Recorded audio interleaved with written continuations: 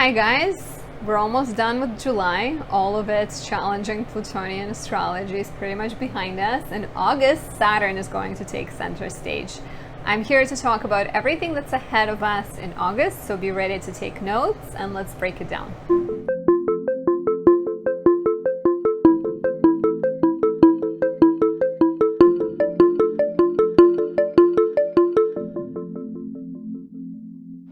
My name is Anastasia. Thank you for being here. If you're new to my channel, please subscribe, leave me a comment or a like. Any engagement really helps my channel grow and helps me give you my best. So I appreciate that.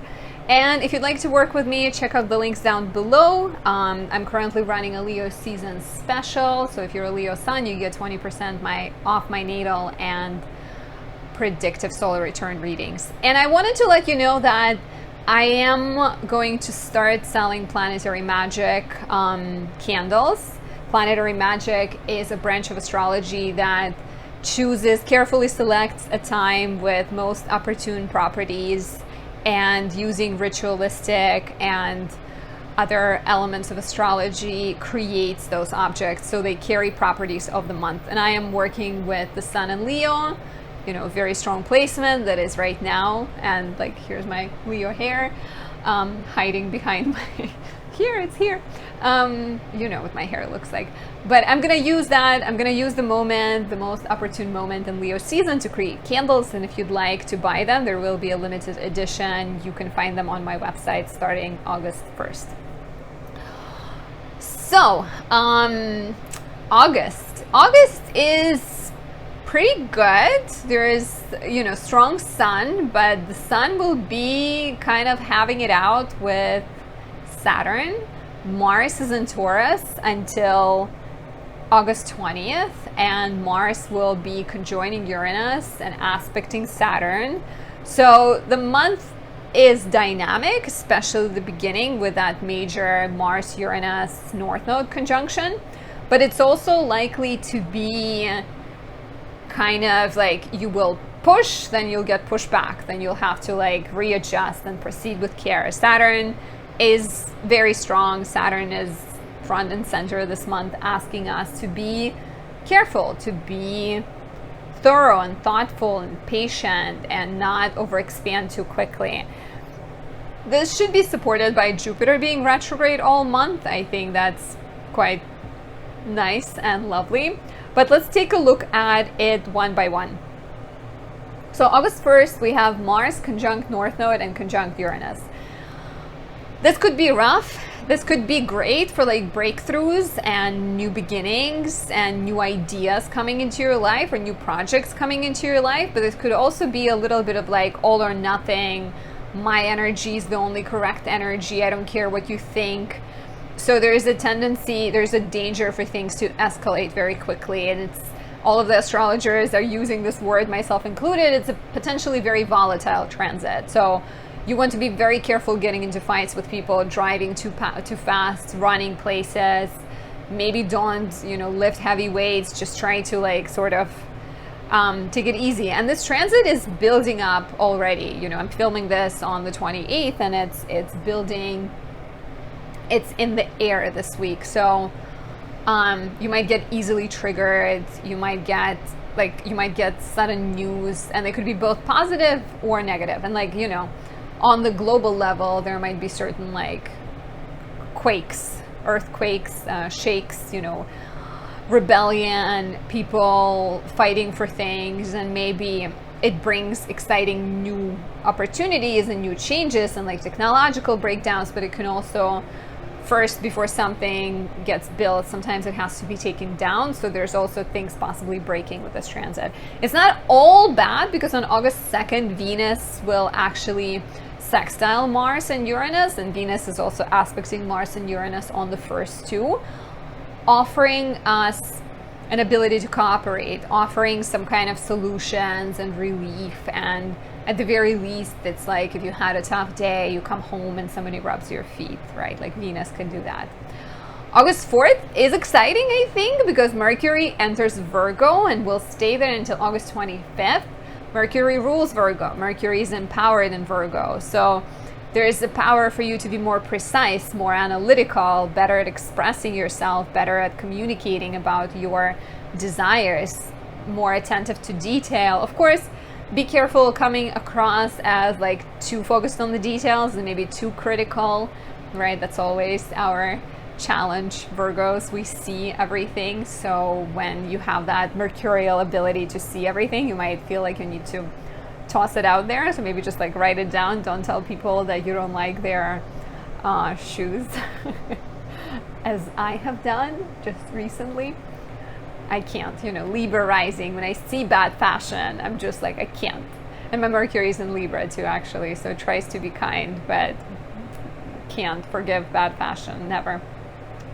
On August 7th, we have contradictory energy. On one hand, Venus trines Neptune. So it's very dreamy, very possibly like good for romance, connecting with people. So socially it's good, I think. Romantically it might be good, but at the same time Mars in Taurus will square Saturn. And here you might encounter, socially good. You can enjoy hanging out with friends, you can enjoy painting, but at the same time Mars, your ambition, your desires will get stopped by Saturn. You may encounter inhibitions, delays, conflicts, frustration, dealing with authority figures, dealing with bureaucracy. Not a good time to push harder. No Saturn transits are. You will benefit more from taking a step back and kind of defending your territory and defending what you already have, instead of being like, I'm just going to work extra hard. August 9th starts on August 8th. August 8th into August 9th, we have Venus opposing Pluto. And this might bring back some of the tensions from like July 18th, 19th, when Mercury and the Sun were opposing Pluto.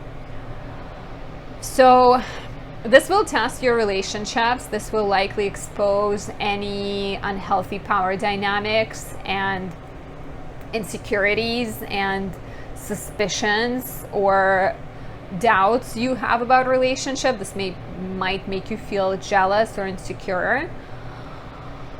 Try to be as honest and as expressive with your partner, caring with them. Don't harbor negative feelings.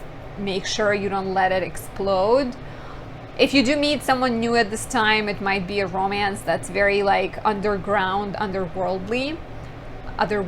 So maybe it's dramatic and exciting, but also possibly explosive and challenging. So take it easy. There's a full moon in Aquarius on August 11th that will conjoin Saturn and will square Uranus.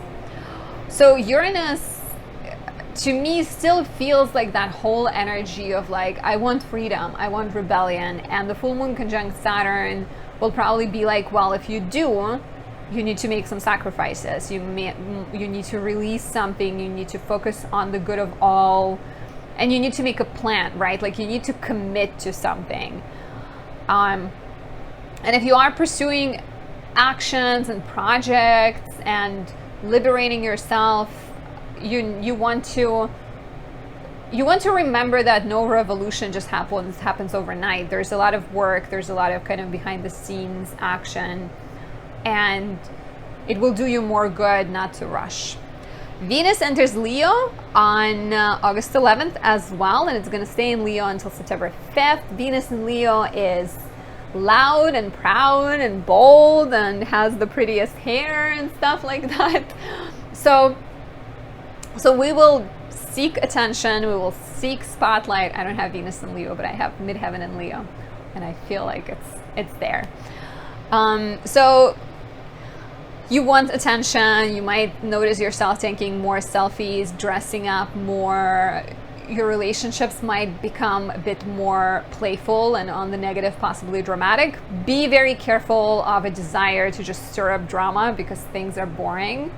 Instead, maybe go out with your partner, go out dancing, do some role playing, just experiment as much as you can without like being mean to them or something. Mars also sextiles Neptune, so the same day. This is sort of good for sex sometimes. Sex might be more sensual, more spiritual, not necessarily like super passionate, but just more like connective. And this could be good for figuring out what's worth fighting for, right? Like with that tough full moon energy, maybe you just like figure out what your dreams are and you're willing to pursue those dreams. August 14th, we have the Sun opposite Saturn. This is like a middle point in the Saturn retrograde where the Sun, your central intelligence, your goals and dreams get opposed by Saturn, which is like this old grandpa. The Sun is like the king and Saturn is the wise, but a bit more skeptical, negative, grumpy consultor, advisor to the Sun. So this might be the time when you will be asked to make sacrifices, to make tough decisions, because you can't have it all. You know, if you want to be successful professionally, maybe, or like if you want to reach your dreams, maybe it requires you to not date for a little bit or to see your partner less. So there might be a sense of like frustration, delays, uncertainty, but it is a testing time. Saturn tests you. Saturn tests your determination. And once again, if you persevere, if you work hard, if you don't give up, and hopefully you're watching this video, you're not someone who gives up, you're someone who grows and, you know, explores and understands themselves. So if you remain patient and act carefully and have a plan, you will succeed. And it's also aided by the fact that Mars trines Pluto the same day. And Mars Pluto is good for like focusing on things that you want, and it gives you like laser focus and attention to things that are important to you. August 16th is quite nice. Mercury will trine Uranus. Great for problem solving, great for education, great for like negotiating and looking at things from a brand new perspective. You are more insightful, you're quicker thinking. Great time for like, you know, studying or pursuing things on social media, buying technology, starting podcasts, anything that's more like unique and 21st century like. August 18th is my favorite day. On August 18th, I filmed horoscopes before I filmed this, and you'll hear me say it all the time in that video that August 18th is great because we have Venus trining Jupiter. And Venus trine Jupiter brings good luck to your creative, romantic, and social pursuits, business pursuits. Lovely for creativity, like I said, lovely for socializing, networking, investing into things, getting good results. Watch out for, because both of these are planets of like good cheer and good luck, watch out for giving up too quickly if things don't come your way. Because sometimes, you know, it takes them a little bit longer, but you're just like, maybe it's not meant to be. If you have Venus trine Jupiter in your natal chart, let me know if you're struggling with that. August 20th, Mars enters Gemini. Mars will stay in Gemini for 7 months due to the upcoming retrograde. Major transit, Mars in Gemini is creative and playful and good salesperson and wonderful wordsmith. So you will benefit from that versatile and flexible and fun energy. Of course, you know, maybe a little bit less able to stick to a plan, but great at exploring different venues. You just need to figure out what's worth pursuing, what's not, and try maybe not to pursue all things at once. It's not going to do you any good. August 21st, Mercury will oppose Neptune, possibly bringing some confusion, self-doubt, uncertainty. Don't sign up for any get-rich-quick schemes. Don't maybe watch out for who you trust, and like don't, you know, invest money into things that seem a little bit uncertain, but instead maybe lean into spirituality, astrology, poetry, write something, create something. This could be great. August 22nd, Mercury trines Pluto. Very insightful, very good for therapy, good for business, good for doing research and being very analytical and kind of like digging, understanding the core of things. If you're a writer, this might be especially insightful time for you. and conversations are likely to be very, very deep. And then on August 22nd as well, Sun enters Virgo and stays there until September 22nd. Similar energy to Mercury in Virgo. We want to improve the world. We want to heal, give back, take care of people. We might be a bit more focused on the minutia, not seeing the big picture, so be careful of that. A great time to clean, get organized, make a plan, and take care of your body. August 24th, Uranus stations retrograde, so that will last until January 22nd, 2023, and might affect you the most if you have planets from 14 until 19 degrees fixed signs: Taurus, Leo, Scorpio, and Aquarius. Uranus going retrograde might make us look at progress less so from the perspective of taking action and just like making changes, but more introspectively, like, you know, what inside our heads is responsible for progress and for revolution. So there's more like internal revolution. Maybe you're having deeper understanding of yourself. Maybe you're having breakthroughs in therapy, and yeah, like kind of like dealing with more self-understanding. On August 25th, Mercury enters Libra, where it will station retrograde on September 9th. Yep, we are very close to the retrograde. Mercury in Libra is very eloquent, very diplomatic, clearly. I'm so eloquent. I think I am, but you know, shouldn't brag.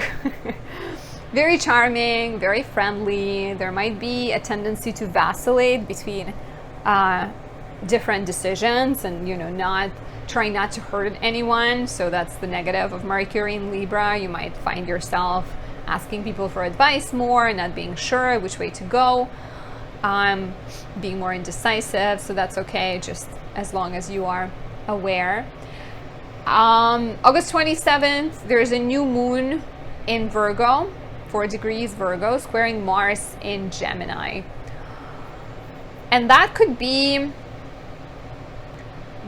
bring new beginnings, likely connected to serving others and taking the best care of yourself, maybe setting up new routines in your life somewhere. But it squares Mars in Gemini, which to me feels like, as someone who has that square in my natal chart between my sun and moon and some other planets, but basically sun and moon, Virgo is very much like an elder sister. She's like in charge, she's organized, she keeps the place clean. And Gemini is like two rambunctious twins that run around, keep messing things up. So something about this new moon feels tense, and it's possibly due to the excitement of Mars and Gemini. Mars and Gemini might feel like there's less focus, there's more desire to pursue multiple things, and you might feel stressed because of that. That like Virgo desire for beauty and purity and cleanliness might get sabotaged. But look at it as an encouragement to think outside the box, right? Maybe there is something that somehow you can benefit from following the faster paced, fun energy of Gemini. Venus will square Uranus on the same day, August 27th, possibly bringing relationship tests. And if you allow some freedom in a relationship, that's totally fine. But be careful of like a tendency to maybe sabotage and just escape and run away from perfectly good things because you feel like you need more freedom.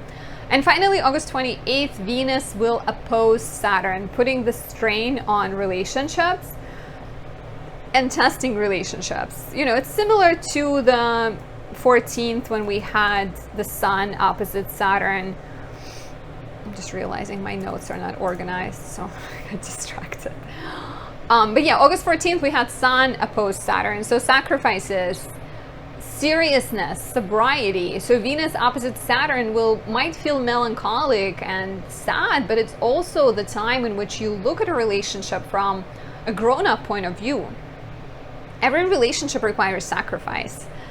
Every relationship needs compromise and accommodation and letting go of some of your freedoms. You can't be in one if you're not willing to make those sacrifices. So this is the time to recommit to a relationship. This is the time to yes, maybe you feel lonely, but maybe you need to rethink what you actually want and whether you're willing to give up some of your things, because sometimes people say they want a relationship, but they're not really willing to make the changes required.